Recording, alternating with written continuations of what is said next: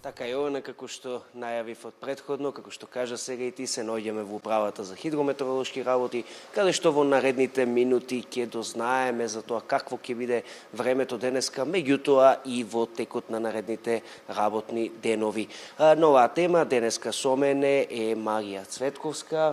Марија, добро утро. Какво време не очекува денеска во целата држава, меѓутоа еве и конкретно во Скопје?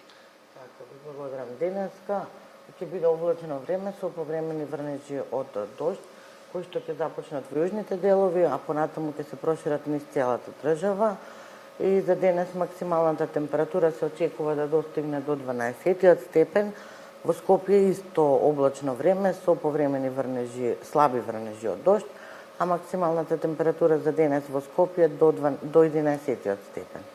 Така, какво ќе биде времето во текот на наредната недела, еве оваа работна недела, какво време не очекува, ќе има ли зголемени периоди со дожд или ќе можеме да видиме и сонце? Така, па освен утре не очекува, другите денови не очекува исто време како денес, значи претежно облачно време со слаби врнежи од дожд до крајот на неделата. Каде ќе бидат најголеми овие врнежи од дожд до крајот на неделата и дали можеби ќе имаме и појава на снег на некои места? Па освен на повисоките планини не се очекува снег на пониските места, а конкретно утре повеќе позначајни врнежи ќе имаме во западните делови. Во четврток врнежите ќе бидат на секаде низ целата држава. Во петок повторно во западните делови за време на викендот не очекува врнежливо време по целата земја.